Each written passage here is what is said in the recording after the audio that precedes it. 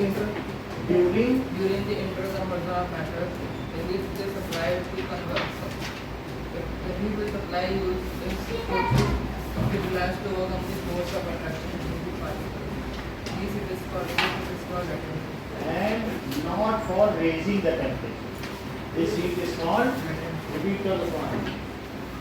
The interconversion between the water when it is supplied the matter use the heat Go on. Sir, during interconversion of states of matter, whatever it is supplied is totally utilized for breaking of bonds between particles and not for raising the temperature. बहुत अच्छा. Repeat करो. when the heat is supplied बोलो बेटा. during interconversion of heat During interconversion of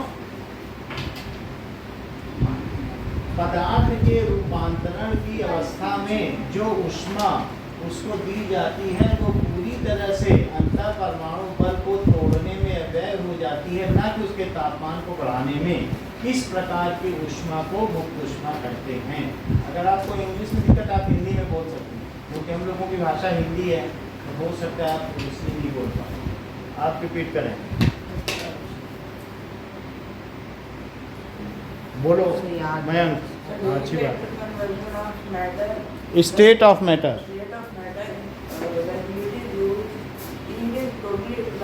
whatever heat is supplied is totally utilized for breaking the bonds of matter. breaking the bonds between particles of matter. Particles of matter and not for rising the temperature, and that is called electricity. Sorry. Now, Shreya, what is latent heat of fusion? so the heat इधर देख के बोलो। हाँ, the amount of heat of energy to convert 1 kg liquid to gas अच्छी बात है। latent heat of fusion. the amount of heat energy number देख रही हो, बोलो। the amount of heat energy converting 1 kilo of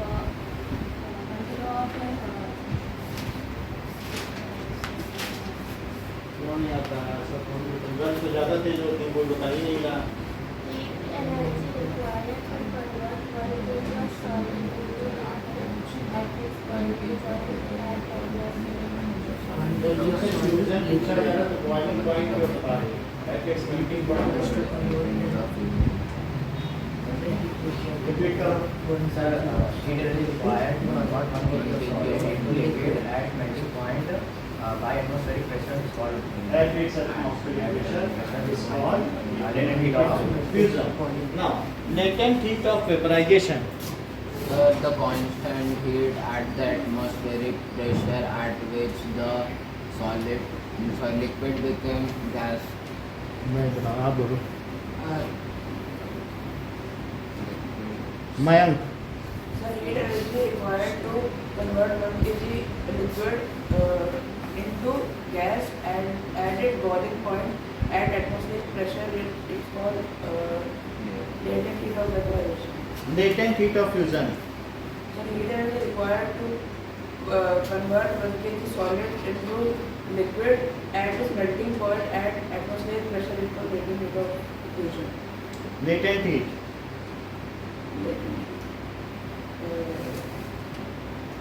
During the interconversion of matter, state of matter,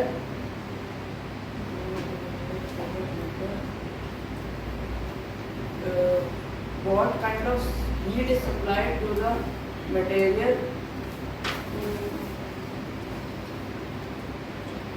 to break down, it is used totally utilized in breaking the bond and not for rising the temperature. That is called latent heat.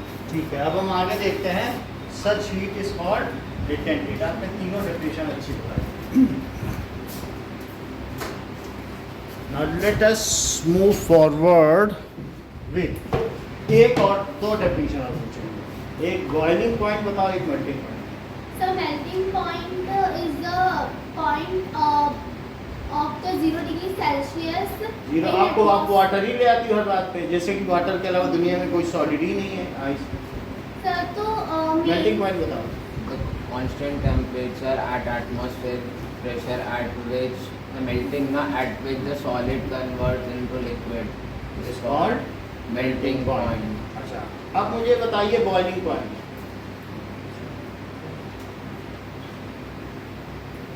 बोलो boiling point. the constant temperature at atmospheric pressure in which liquid converts into gas इस is called called its boiling.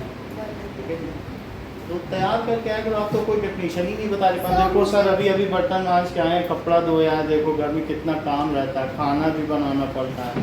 तुम तो सारे कहानी गिना देती हो, बताती एक चीज़ नहीं है। मम्मी से बोलो कि अभी समय हमारा 10th 9th है और कम काम करवाएं, क्योंकि पेरेंट्स की टेंडेंसी होती है लड़कों से क्यों पढ़ रही हो, चलो काम करो, ऐसे होता है। तो इसी वजह से तुमने हम तुम्हारा कष्ट समझ रहे हैं, नहीं तो इतना कमजोर कोई नहीं होता।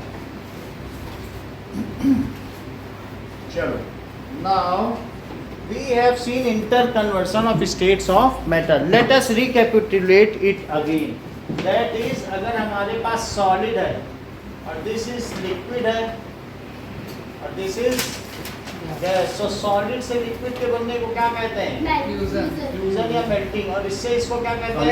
Solidification. या फ्रीजिंग या सॉलिडिफिकेशन। और लिक्विड से गैस के बनने को वेपराइजेशन। वेपराइजेशन और उल्टा हो जाता है कंडेंसेशन। और सॉलिड से गैस Sublimation. सब्लिमेशन। और गैस से Deposition. Solid that is deposition की बात हो गई। Now what does it mean by evaporation. अब हम देखें कि वेपराइजेशन क्या है। तो वेपराइजेशन, अगर मान लीजिए if vaporization takes place below, Boiling point. So vaporization को हम जानते हैं कि conversion of liquid into gas. इस चीज को क्या कहते हैं? Is called vaporization. So, if vaporization takes place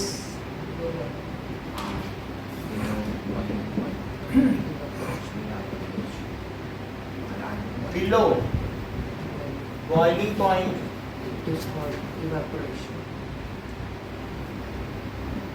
then it is called evaporation.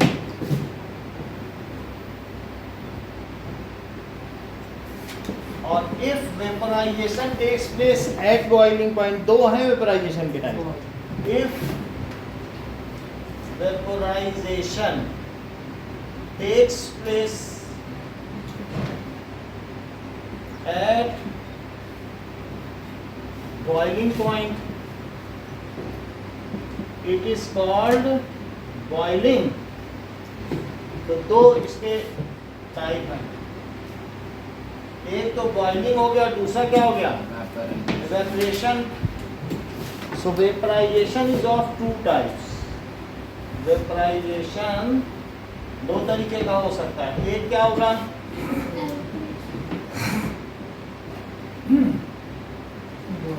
और दूसरा है बॉइलिंग।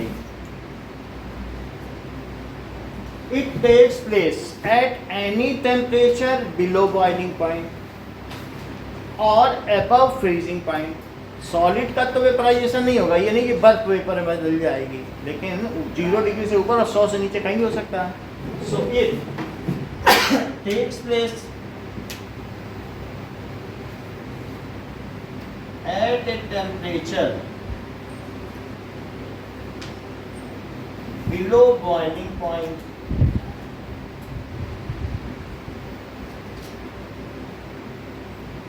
और जबकि वो कैसे होगा?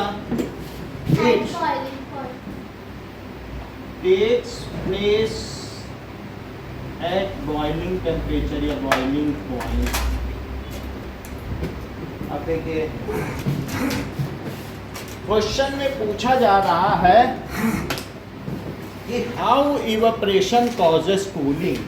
जैसे कि तुम यहाँ पानी डाल दो, क्या तो जमीन ठंडी हो जाएगी जब पानी उड़ेगा तो?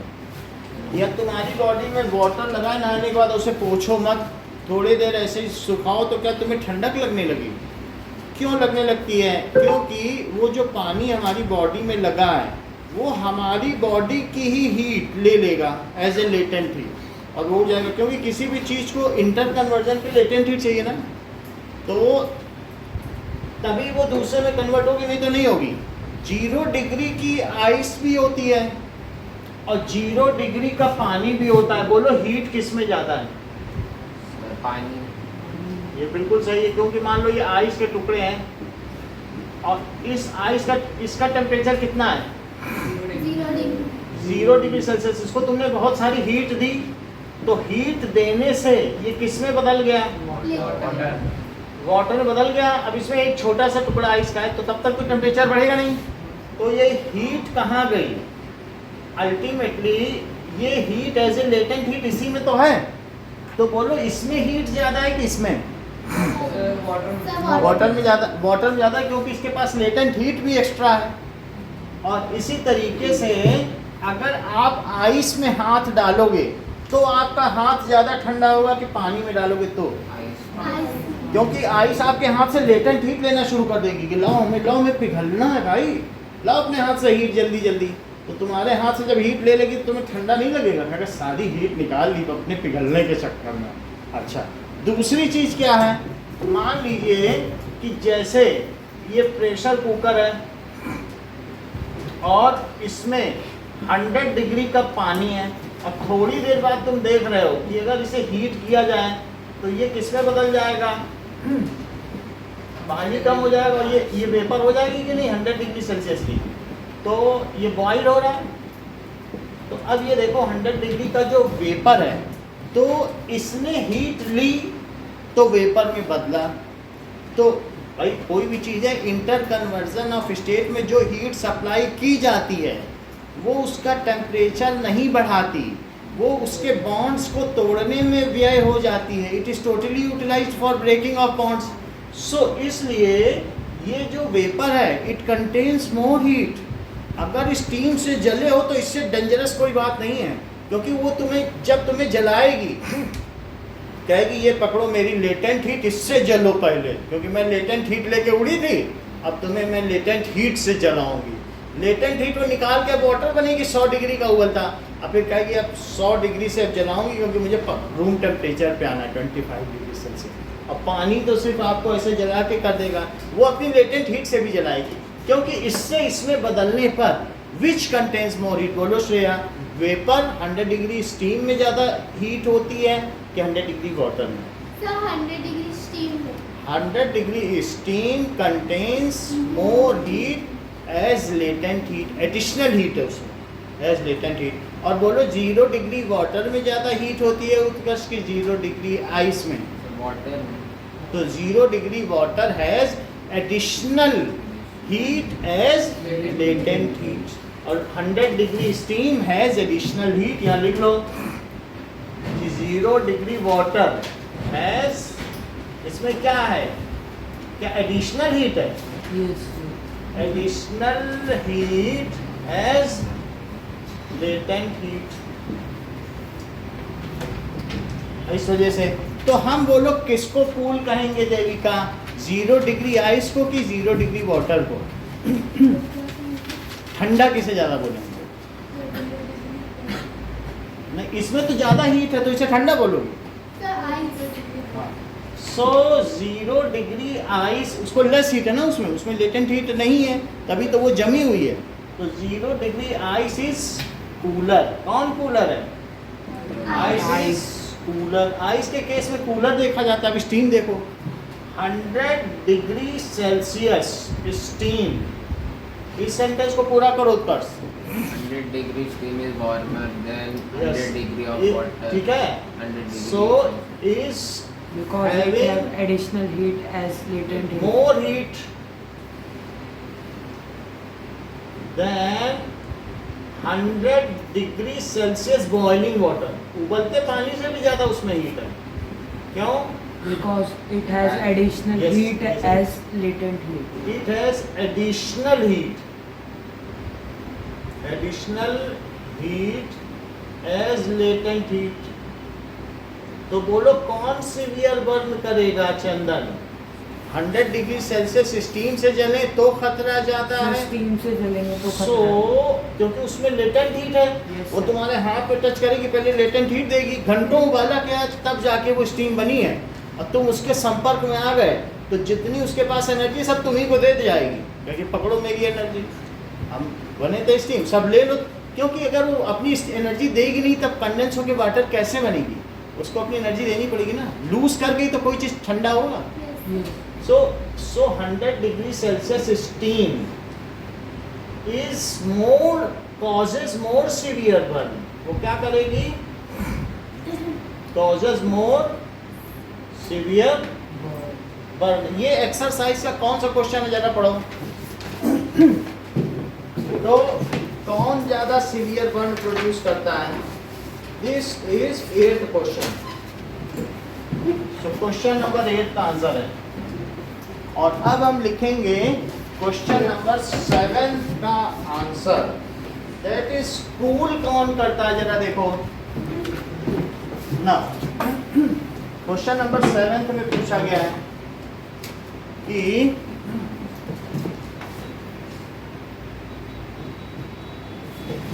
Question number 7 0 degree Celsius. क्या ये बात आपको पता है कि 0 डिग्री सेल्सियस में 273 केल्विन होते हैं? नहीं तो अभी Yes, बता sir. दूंगा, अभी मैं बता दूंगा। मतलब 273 केल्विन 0 डिग्री सेल्सियस पे। 0 degree Celsius ice is more cooler, ये ज्यादा ठंडी है। As it takes latent heat from our body, कहती है हमें हीट दो, हमें पिघलना है तो हमसे हीट नहीं ले लेगी। So as it takes latent heat from our body, latent heat from our body to get melted, पिघलने के लिए melted and convert into 0 degree Celsius water. तो आइस 0 डिग्री सेल्सियस पानी में बदलने के लिए हमसे एडिशनल हीट लेगी, लेटेंट हीट, इसलिए वो हमें ज़्यादा ठंडा करेगी। पानी तो हमसे लेटेंट हीट नहीं लेगा, वो तो पानी बना हुआ है। So it is more cool. ये क्वेश्चन नंबर 7 का आंसर है। तो आपको 2 क्वेश्चन के आंसर लिखने हैं अभी। कौन कौन से? क्वेश्चन नंबर 7 का आंसर और क्वेश्चन नंबर 8 का आंसर।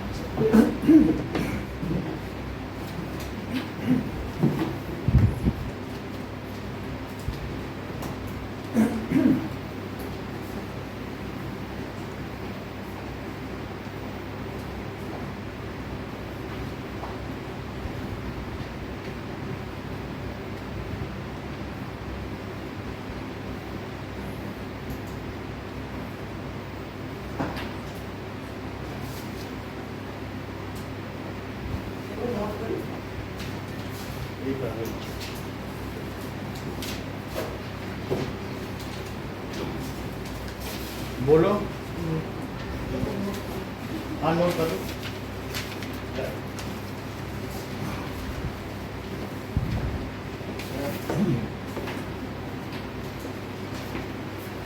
हाँ बोलिए।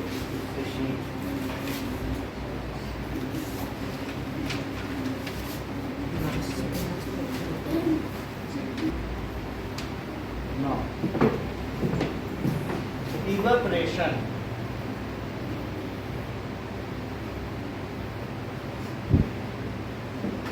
Vaporization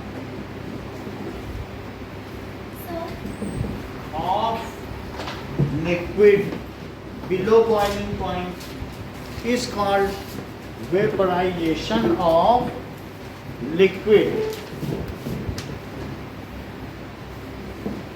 बिलो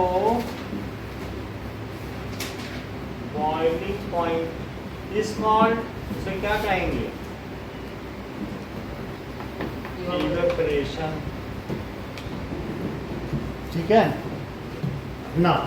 अब देखो मान लो ये है, एक ग्लास में पानी रखा है, तो अब एक इस बर्तन में पानी रखा है, उसी को इसमें डाल दो, तो बोलो इसमें वेपराइजेशन तेजी से होगा कि इसमें?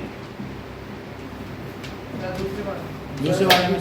तो ज़्यादा सरफेस रहेगा तो ज़्यादा वेपराइजेशन होगा, और कम सरफेस रहेगा तो तेजी से होगा। और अगर ये जो आपकी थाल है इसका पानी पूरे कमरे में ही लगा दिया जाए तो क्या होगा? तो क्या और तेजी से हो जाएगा? तो जितना ज़्यादा सरफेस होगा उतना वेपराइजेशन ज़्यादा होगा। ऐसा क्यों होगा? Because evaporation is superficial phenomena. ये कैसा फिनोमिना है? आप ये देखो कि जो पार्टिकल यहाँ है, क्या उसको ज़्यादा पार्टिकल पकड़े हुए हैं कि जो यहाँ है? नीचे तो बोलो कौन आसानी से उड़ सकेगा? तो सरफेस वाले को थोड़ी सी एनर्जी चाहिए, वो उड़ जाएगा। बात समझ आएगी नहीं? सो इस तरीके से it is easier for it, क्योंकि less particles are bounding it, attracting, तो ये आसानी से निकल जाएगा, नहीं निकलेगा, इसको ज़्यादा एनर्जी चाहिए। तो इवेपोरेशन कैसा फिनोमिना है? सरफेशियल। कैसा फिनोमिना है? Evaporation is superficial phenomena.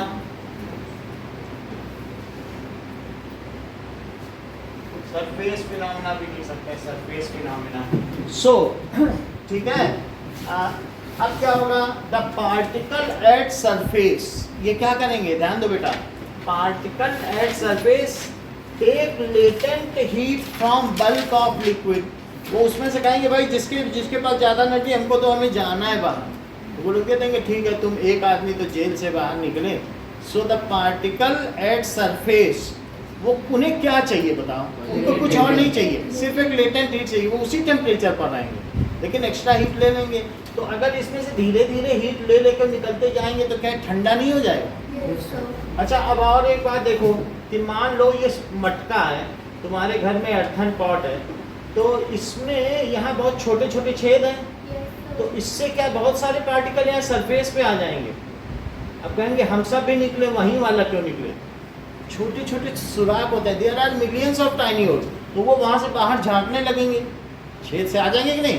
कहेंगे हम भी तो सरफेस में, हमको भी निकलने दो, तो अंदर से वो भी निकलेंगे। पूरे मटके में से हर जगह तो छेद हैं, तो अगर वो निकलेंगे तो क्या वे भी लेटेंट हीट ले लेके निकलेंगे? तो जो अंदर का पानी होगा उसकी तो सारी हीट ऐसे ही चली गई। सो द पार्टिकल गेट, वो क्या हो जाएगा? कूल हो जाएगा कि नहीं? तो क्या इवेपोरेशन कॉजेस कूलिंग है? तो यहाँ पर लिखो ये कैसा फिनोमिना है? Surface phenomena. तो particle at surface, particles at surface take latent heat. वो दो जगह से लेटेंट हीट लेते हैं, बताओ कहाँ से? Abhishek, from bulk of liquid, bulk of liquid and from atmosphere also. अगर ये सुराही तुम मान लो कमरे में रखो तब पानी ज्यादा ठंडा होगा कि बिल्कुल धूप में रखो बाहर तब? कमरे से नहीं होगा, क्योंकि वो कहीं अगर उन्हें बाहर से मिलेगी तेजी से उन्हें निकलना चाहिए। तो क्या होता है कि कई बार आप जैसे रसोई में रखो तब उतना ठंडा नहीं होगा, लेकिन जहाँ थोड़ी हीट हो तो क्या उनको लेटेंट हीट चाहिए नहीं? और अगर उस रसोई में भी रखा जाएगा तो पानी जो निकलेगा वो उड़ नहीं पाएगा फ्रीली। ऐसे जैसे तुम लोगों को भागना हो और बाहर भीड़ खड़ी हो तो तुम लोग भाग पाओगे? तो अगर पहले से ही वाटर कंटेंट या ह्यूमिडिटी यहाँ बहुत सारी है तो क्या ये वाटर उसमें से उड़ पाएगा ज़मीन से? तो इन्हें रश करना है, तो उसके लिए हवा चलाओ, तो ये जो ऊपर का पानी भाग जाए फिर ये नया उड़ेगा। तो क्या होना चाहिए? ह्यूमिडिटी ज़्यादा होनी चाहिए कि कम? कम। ह्यूमिडिटी का मतलब वाटर कंटेंट। अगर पहले से ही यहाँ बहुत सारा वाटर है तो क्या इसमें से पानी उड़ पाएगा? बोलो बारिश में कपड़े जल्दी सूखते हैं कि गर्मी में? क्योंकि बारिश में हवा में पहले से ही वाटर कंटेंट ज़्यादा है, तो नए पानी को निकलने की जगह मिल पाएगी। तो इसलिए क्या चीज चाहिए, ज्यादा ह्यूमिडिटी चाहिए कि कम?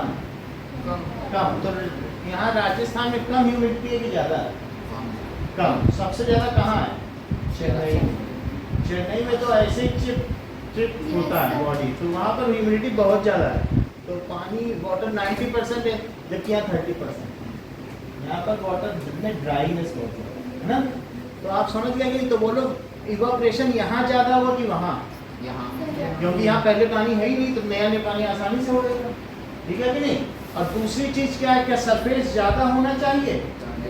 If surface is more, the rate of evaporation will be faster. और अगर विंड, मान लो तुम कपड़ा सुखाना चाहते हो, खूब तेज हवा चल रही, तो तुम्हारा कपड़ा जल्दी सूख जाएगा, शर्ट की देर लगेगी। तो विंड स्पीड ज़्यादा होगी, तो जो नया वाटर मॉलिक्यूल रिलीज होगा उसको भगा देगा। चलो चलो भी दूसरे को भी निकलना है, हवा तेज चला तो टी शर्ट है, तो उसमें से जो पार्टिकल निकल रहा है उसको भगा देगा। तुम्हारे यहाँ कभी भी मॉपर वाली आती है, पोछा लगा, पंखा चला देगी। क्यों चला देती है? क्योंकि जो पानी उड़ रहा है उसको भगा दे, तो नया पानी। तो क्या क्या चीज ज्यादा चाहिए बताओ इवेपोरेशन को बढ़ाने के लिए? विंड स्पीड चाहिए, सरफेस चाहिए, और अगर टेम्परेचर बहुत ज्यादा है तब जल्दी कपड़ा सूखेगा कि ठंडी में? ज़्यादा ज्यादा होगा। तो चार चीजें चाहिए, बताओ क्या क्या चाहिए? More temperature, more surface area, और धनिष्का और चलो चार चीजें लिखो। So it takes latent heat from bulk of liquid, और वो क्या करता है बताओ? एंड गेट वेपराइज, वेपराइज हो जाएगा कि नहीं? सो इट कूल्स, ये क्या करेगा बताओ? कूल्स बल्क ऑफ लिक्विड को। कभी आपने ऐसे देखा है कि रात को बकेट में ठंडा पानी रख दो तो सुबह तक बिल्कुल ठंडा हो जाएगा? फिर उससे नहीं नहा सकते, नए पानी से नहा सकते, लेकिन रखे हुए पानी से नहाने में तो ठंडा पानी। अच्छा, सो इट कॉजेस, ये क्या करेगा बताओ? It causes cooling. चलो नाउ एंड गेट वेपोराइज, वो क्या हो जाएगा बताओ? वेपोराइज्ड हो जाएगा। सो इट कूल्स, इसलिए क्या करेगा? बल्क ऑफ लिक्विड, यानी वो लिक्विड को ठंडा कर देगा। तो पहला इन दोनों में डिफरेंस क्या है बताओ? ये बिलो बॉइलिंग पॉइंट है और ये कैसा है? बॉइलिंग पॉइंट है। क्या इवेपोरेशन कूलिंग करता है? जब यहाँ इवेपोरेशन हो जाएगा तो जमीन से सारी गर्मी लेके उड़ जाएगा, तो जमीन ठंडी हो जाएगी कि नहीं? क्योंकि उसकी लेटेंट हीट तो गई, वो तो पानी ले गया। तो इसलिए इवेपोरेशन कॉजेस कूलिंग। ये क्या करेगा बताओ? कूलिंग। और बॉइलिंग से कहीं कूलिंग होती है? तो इवेपोरेशन इट कॉजेस कूलिंग, और it does not cause cooling. It does not cause cooling. अच्छा, इन दोनों में ये दो बर्तन है और इसमें से भी इवेपोरेशन हो रहा है, और यहाँ देखो ये बीच में बबल्स बन बन के ऊपर उठ रहे हैं नीचे से। तो बोलो इनमें इवेपोरेशन कौन सा है और बॉइलिंग कौन सा है? लेफ्ट साइड वाला इवेपोरेशन है, सेकंड वाला बॉइलिंग है। तो ये सरफेस फिनोमिना है और ये क्या है? Bulk bulk. तो दिस इज एक और डिफरेंस है कि it is surface phenomena.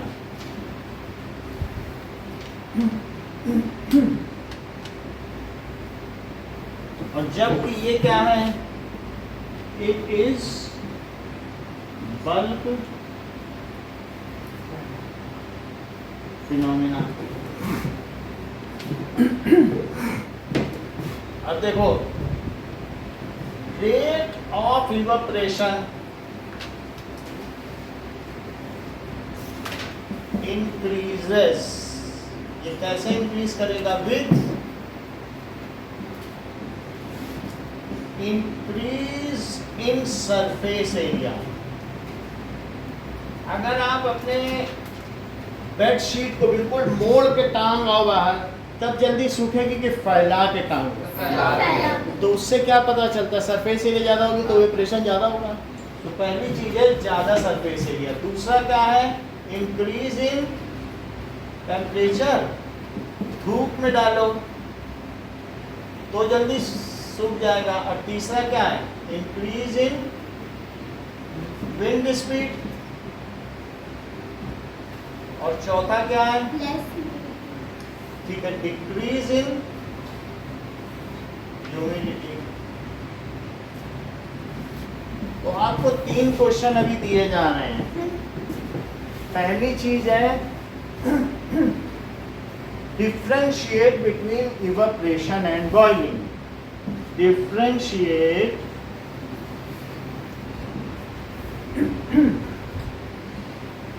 Between evaporation and, ये बहुत इंपॉर्टेंट क्वेश्चन है बुक का। और दूसरी चीज है कि on what factor does the rate of evaporation depends. तो यहाँ ये जरूर लिखना, ये इंक्रीजेस विद। कुछ लोग वैसे लिखते हैं डिपेंड्स लिख देते हैं, डिपेंड से पता नहीं चल रहा है कि बढ़ रहा है कि घट रहा है। तो यहाँ आपको क्या लिखना पड़ेगा? इंक्रीजेस। और क्या क्या चीजें इंक्रीज डिक्रीज लिखना पड़ेगा। So on what factor does the rate of evaporation depends why evaporation causes cooling। तो ये लाइन अभी इसी कैसे करते हैं? evaporation causes cooling। how? ये कैसे करता है?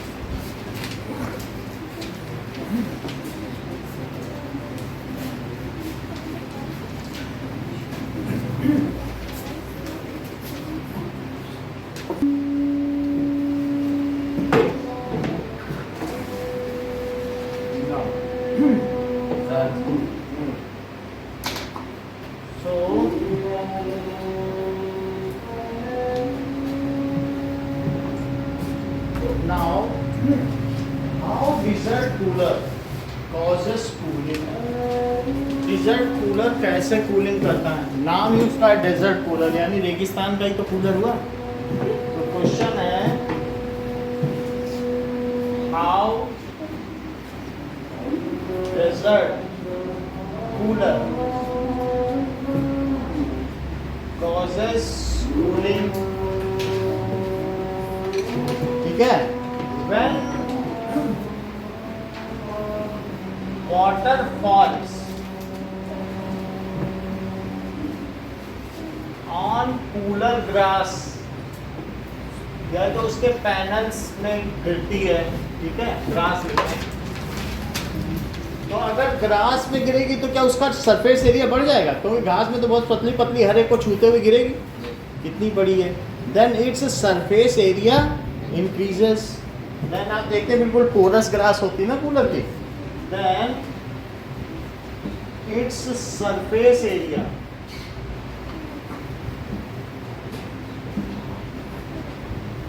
इंक्रीजेस। अच्छा, सरफेस एरिया बढ़ जाएगा तो बोलो क्या होगा? evaporation faster Evaporation होगा। fast rate of evaporation. increase। अच्छा,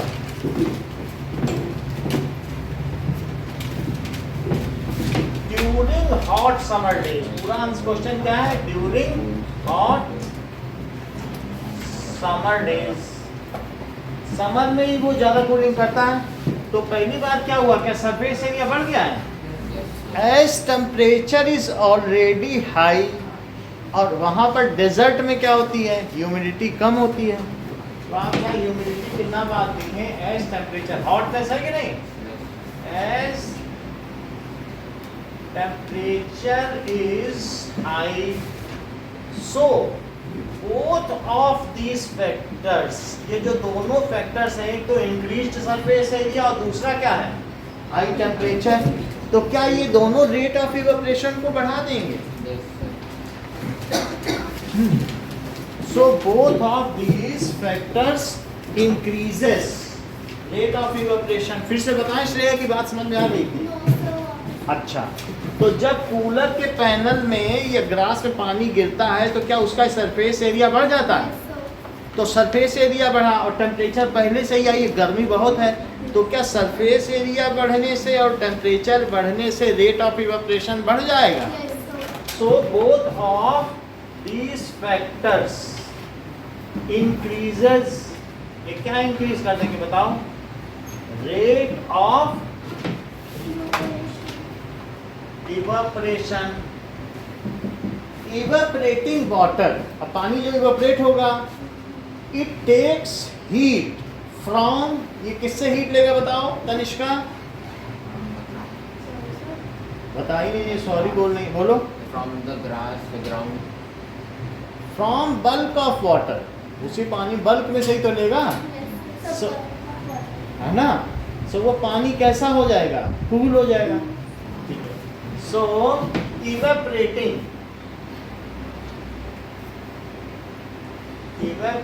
वाटर रेट ऑफ इवेपोरेशन बढ़ा कि नहीं? So evaporating water takes latent heat, उसे तो उड़ना है ना, क्या ले लेगा बताओ? latent heat from bulk of water, so water becomes, इसलिए तुमने कभी कूलर के अंदर हाथ डाल के देखा है, पानी बहुत ठंडा होता है, so bulk of water becomes cool, ठंडा हो गया कि नहीं? so water कैसा हो गया? becomes cool. so अब जब एग्जॉस्ट चलेगा, so when air passes through cold water, then cool breeze is felt by us. जब अगर ठंडी चीज में से हवा गुजरे तो क्या वो पानी भी ठंडा, वो हवा भी ठंडी नहीं हो जाएगी? so when air passes through cold water through grass या फ्रॉम ग्रास, तो क्या होगा बताओ? Then we feel cool breeze. कहते नहीं है द्वारिका प्रसाद महेश्वरी, इतने शीतल बहो कि जितना मलय पवन है, यानी मलय पर्वत से आने वाली ठंडी हवा है, इतने ऊंचे उठो कि जितना उठा गगन है, और इतने आप शीतल बहो कि जितना मलय बहो, इतने मौलिक बनो कि जितना स्वयं सृजन है, इतने be so fundamental as is the creation, कहा गया है कि नहीं? तो वही चीज यहाँ है। वो अब जब उससे होके हवा आएगी तो क्या वो मलय पवन की तरह शीतल नहीं होगी?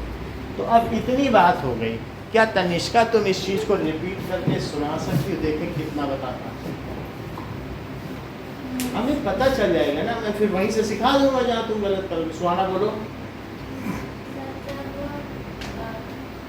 पानी जब ग्रास में गिरता है तब उसका सरफेस एरिया बढ़ जाता है और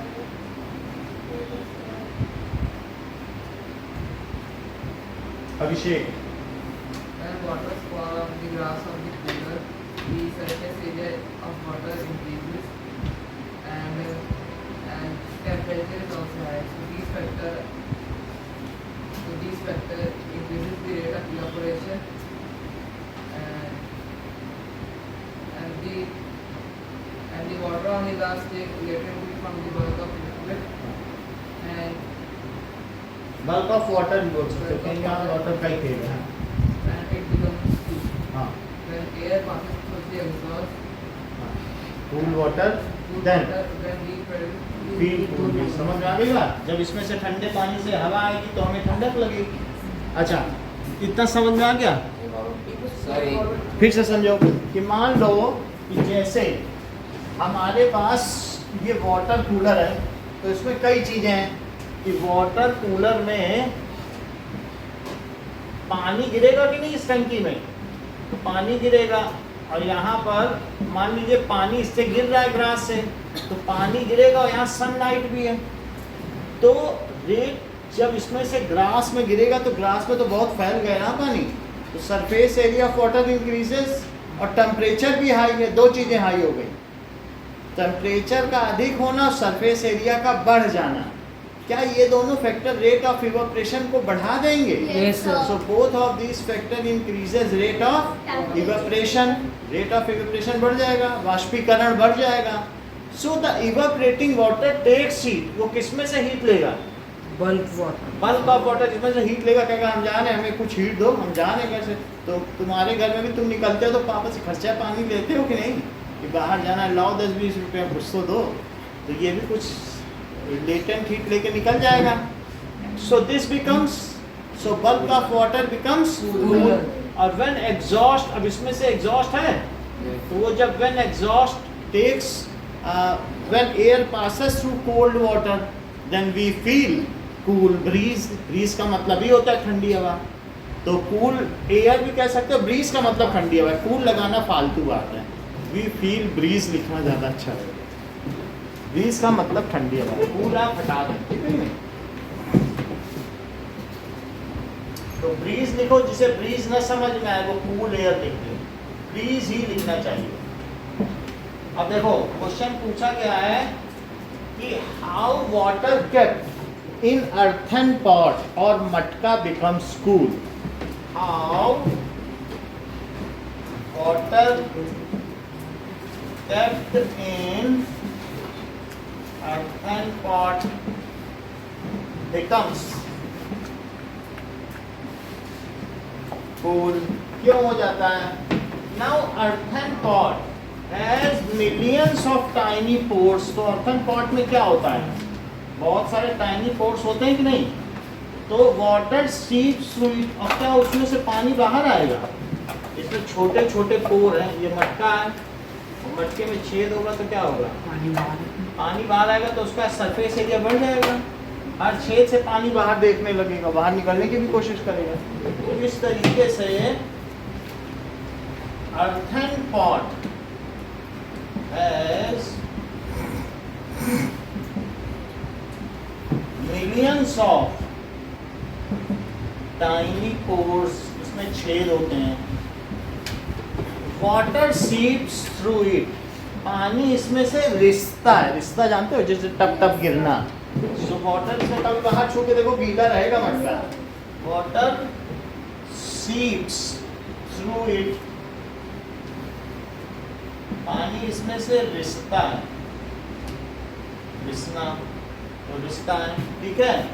So in this way surface area of water increases, बहुत बढ़ जाएगा कि नहीं? So this increases surface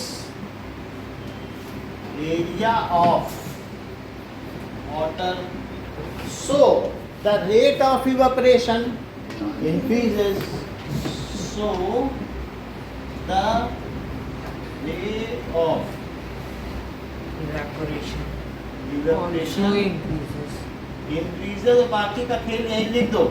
Evaporating water takes latent heat from bulk of water and that water becomes cool। Evaporating water क्या करेगा?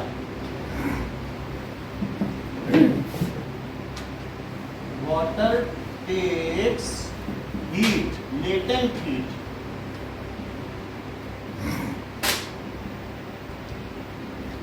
from bulk of water। So और उस heat को वो बॉन्ड्स को तोड़ने में यूज करता है। लेटेंट हीट क्यों चाहिए? बॉन्ड तोड़ने के लिए तो चाहिए। So water in pot in earthen pot becomes cool। दोनों ही क्वेश्चन इस चैप्टर के बहुत ज्यादा इंपॉर्टेंट है। पूछो कौन सा पूछ रही है, बताओ बता। ऊपर। So when water falls through grass, तो उसका क्या होगा बताओ? कूल नहीं करेगा। जब पानी गिरेगा तो सबसे पहला काम क्या होगा बताओ? क्या ग्रास में क्या बहुत सारे तार जैसे उलझी हुई घासें नहीं होती हैं, तो सरफेस एरिया नहीं बढ़ जाएगा? तो सबसे पहला काम क्या होगा बताओ? सरफेस एरिया बढ़ गया, और बाहर टेम्परेचर हाई है, तो increase in temperature and surface area का इंक्रीज, ये दोनों काम क्या करेंगे? Evaporation increase. Rate of evaporation को बढ़ा देंगे कि नहीं? और अगर रेट ऑफ इवेपोरेशन बढ़ेगा तो क्या इवेपोरेशन कॉजेस कूलिंग, तो पानी ठंडा हो जाएगा, और जब उससे हवा पास होगी तो वो भी ठंडी होगी। बोलो। अब इसमें there are millions of tiny pores, water seeps through it, seeps लिखो या परकोलेट, मतलब उसमें से रिसेगा, तो इससे क्या होगा? छोटे छोटे छेद से बहुत सारा पानी आ जाएगा। तो क्या सरफेस एरिया बढ़ गया? केवल यहाँ पे सरफेस नहीं है, अब यहाँ भी सरफेस है, तो उनसे भी पानी बाहर आ गया। सरफेस एरिया बढ़ने से क्या होगा? Rate of evaporation increases, and we know evaporation causes cooling, so the water kept in matka becomes cool. कर लोगी? चलो, ये दोनों ही क्वेश्चन, और लेटेंट हीट का इस्तेमाल कर सको तो सबसे अच्छा है, तब तो आपका आंसर सबसे बढ़िया है। वो उससे लेटेंट हीट ले लेता है।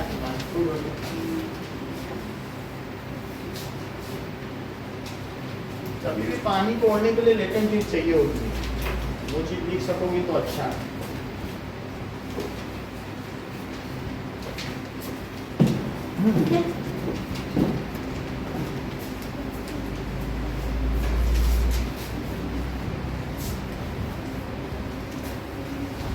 जैसे ये कॉटन का कपड़ा, ये मैं पहने गर्मी में, क्यों ऐसा पहनना चाहिए?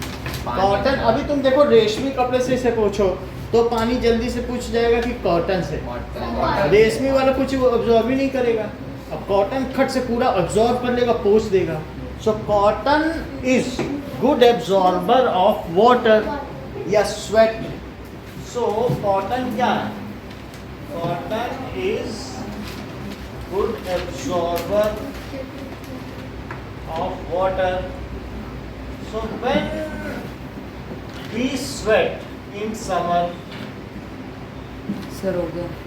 ठीक है, तो जब हमको पसीना आता है समर में तो क्या होगा? In summer then it is absorbed by, इसे कौन एब्जॉर्ब कर देगा? Cotton clothes. और ऐसा करने से क्या उस स्वेट का सरफेस एरिया बढ़ जाएगा? Yes. So then it is absorbed by cotton cloth.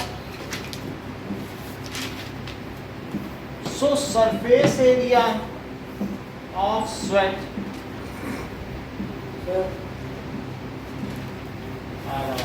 तो surface area of sweat increase हो गया।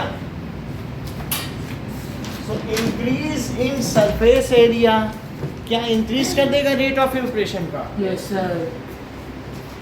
सो इंक्रीज हो गया। Increase in surface area, increase in surface area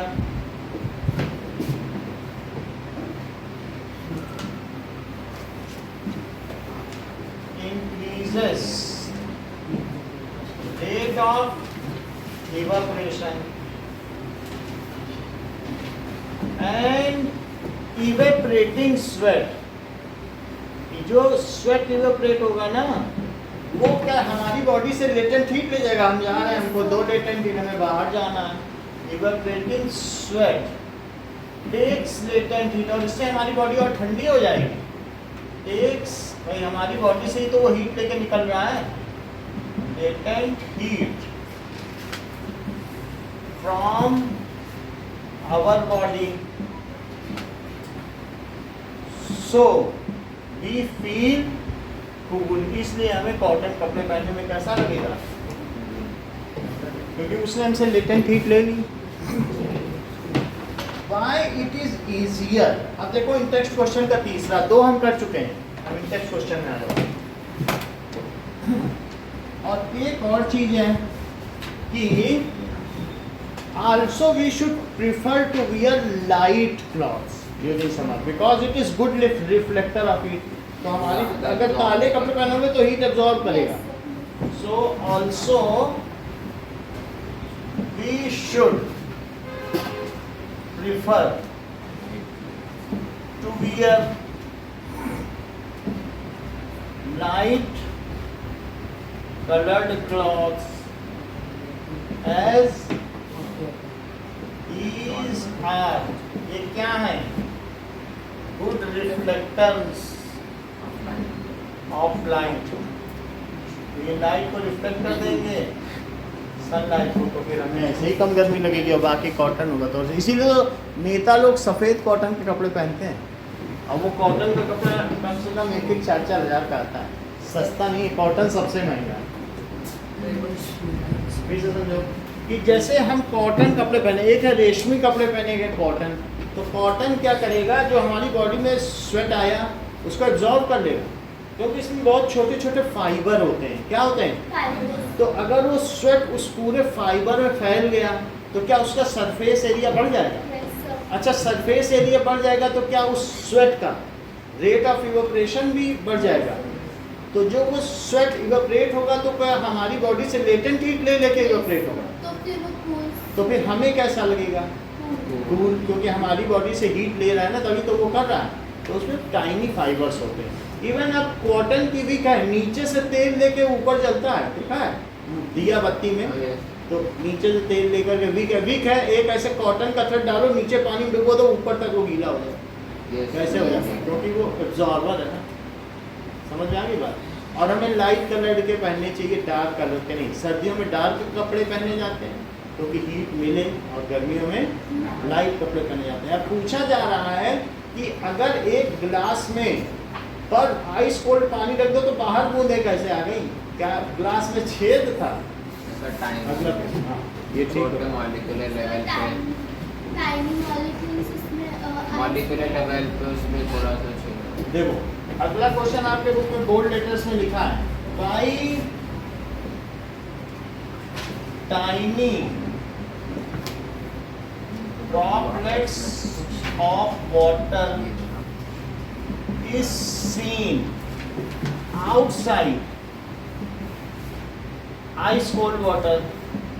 किसी में पेप्सी रखी तो बाहर भी छोटी छोटी बूंदें आ जाती है कि नहीं? Ice cold water। So as we know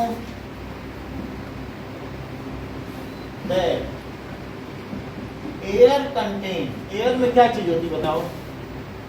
air में वाटर वेपर होती है, तो एयर में वाटर वेपर होती है। तो ये जो वाटर वेपर है एयर में, वो जब इसके संपर्क में आएंगी तो क्या वो अपनी लेटेंट हीट लूज कर देंगी? ठंडा पानी जो अंदर बर्फ होकर अरे वो बाहर से एयर का पार्टिकल छीना उससे सारी लेटेंट हीट, तो इसकी लेटेंट हीट ये ले लेगा, बर्फ का पानी। अंदर क्या भरा है बताओ? अंदर बर्फ है, बर्फ अंदर से तो उसको मिल नहीं रही है पिघलने के लिए हीट, तो वो इससे ले लेगा। अब बताओ इसकी लेटेंट हीट गई तो क्या अब ये पानी जो ऊपर हवा में इतनी देर से मस्ती से उड़ रहा था, अब उड़ पाएगा कि वो यहीं चिपक जाएगा? कहेगा मेरा तो लेटेंट हीट ले लिया गया है, अब तो मैं वाटर बन गया हूँ, अब मैं कैसे उड़ूँ?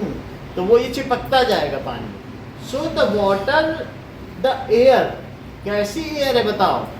That is the air contains humidity. तो जो ह्यूमिड एयर है, when it comes in contact of glass surface, cool glass surface, then water particles loses its latent heat and get condensed on outer surface of water glass. So we see tiny droplets of water on outer surface of ice cold glass। बोलो बात समझ में आ गई? क्योंकि उसने जब अपने latent heat ही गंवा दी तो यहाँ चिपक नहीं जाएगा, थोड़ी ना होगा, और धीरे धीरे आते जा रहे, चिपकते जा रहे। सर एक बार फिर से बता। जैसे मान लो कि यहाँ पर तुमने ग्लास में पानी रख दिया, बहुत ठंडा पानी है, तो जो हवा बाहर से आई उसमें छेद नहीं है कहीं, बाहर से जो हवा आई क्या उसमें पानी की बूंदें थी? क्या इस एयर में भी पानी की बूंदें हैं? और ये एसी के अंदर इतना ठंडा है कि जब वो उसके संपर्क में जा रही है वो खींच रहा है ऊपर से, और जो पानी उसके ऊपर जो जा रहा है वो गंवा रहा है, वहाँ नीचे इकट्ठा हो रहा है, उतना आधी बाल्टी इकट्ठा हो गया जब तक हम बात कर रहे हैं। तो आप समझो ये बकेट रखी कि नहीं, देखो हाफ बकेट से ज़्यादा ही भर गई। तो इस तरीके से इसमें यहाँ वाटर है और वो इतना कूल है, तो उस पर पानी जो आ रहा है वो फिर गिरता जाएगा। एक टाइम ऐसा होगा कि जो पानी की बूंदें वो ग्लास से भी बाहर टपकने लगेंगी। ऐसा नहीं सोच सकते हो कि ठंडी ठंडी पेप्सी अपनी कॉपी पे, तुम्हारी कॉपी गीली हो जाएगी, Yes, sir. बाहर इतना पानी इकट्ठा होगा कि कॉपी पे भी गिर जाएगा। तो आप समझिए, सो व्हेन आइस कोल्ड, जैसे क्या है, when air comes in contact with the outer surface of glass, तो it loses its latent heat. जो वाटर पार्टिकल है वे क्या करते हैं, Latent heat अपनी lose लेटेंट हीट, अभी तक वो वेपर में थे, लेकिन अगर उनकी लेटेंट हीट खींच लो तो क्या होगा बताओ, and they get condensed into water particle and stick on outer surface.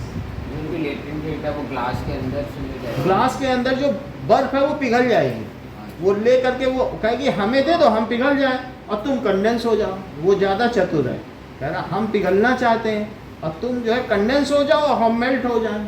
आपसी समझौता कर ले, अंदर वाला मेल्ट हो गया और उसको कंडेंस करा है वही, चाहे वो उससे ले चाहे कुछ भी। ठीक है कि नहीं, लिखो इस बात को। वी नो क्या होता है बताओ, air contains tiny water particles.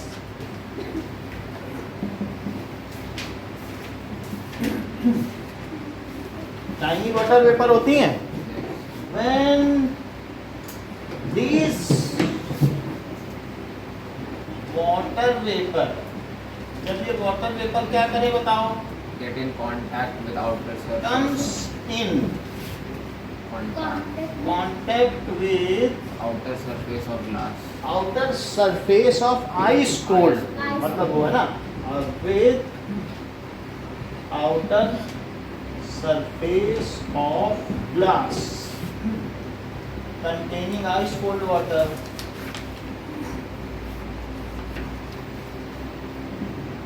ice cold water, then It loses its it loses, बहुत अच्छा कह रही हो, it loses its, and its ठीक से बताओ, Latent. Latent heat. वो लेटेंट हीट लेके वो वेपर में बदली थी, वो दे देगी तो फिर से वो लिक्विड में बदल जाएगी। Loses its latent heat and get converted into liquid droplets या water droplets and get converted into water droplets and sticks on its outer surface. It sticks on its outer surface. जिसका trial होता जाए वो अपनी अपनी fees जमा करता जाए। नोट करो, नोट नहीं कर रही हो, कहाँ कर रही हो?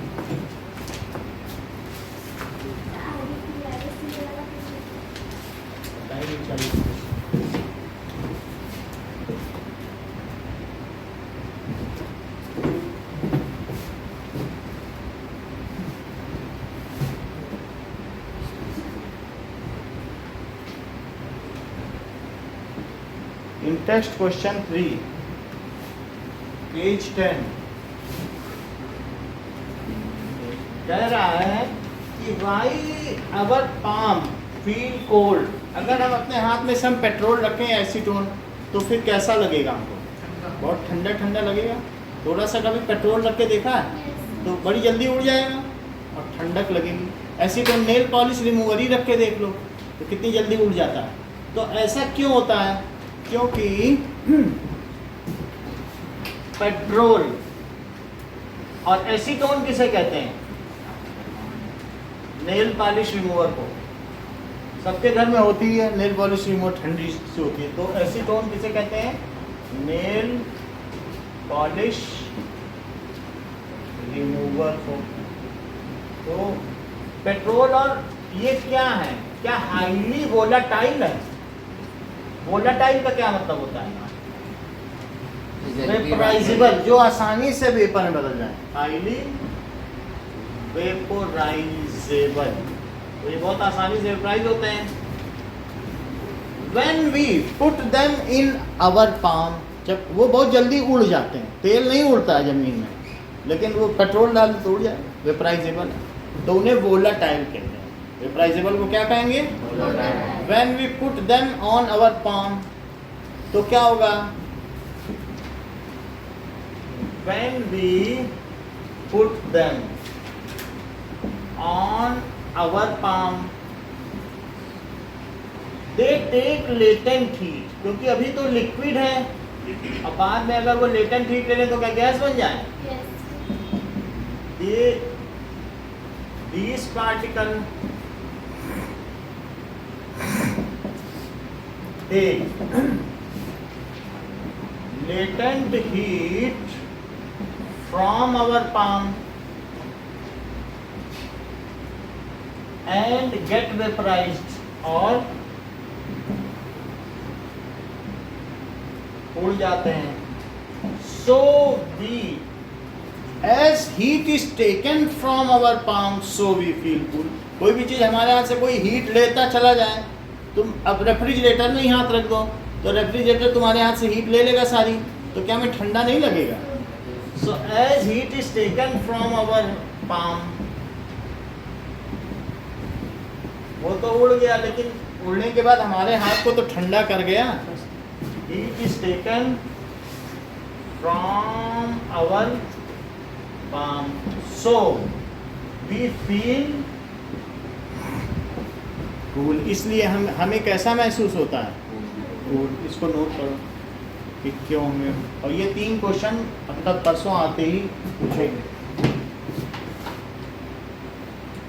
परसों कल तो उसकी क्लास होगी ना, मैथ की।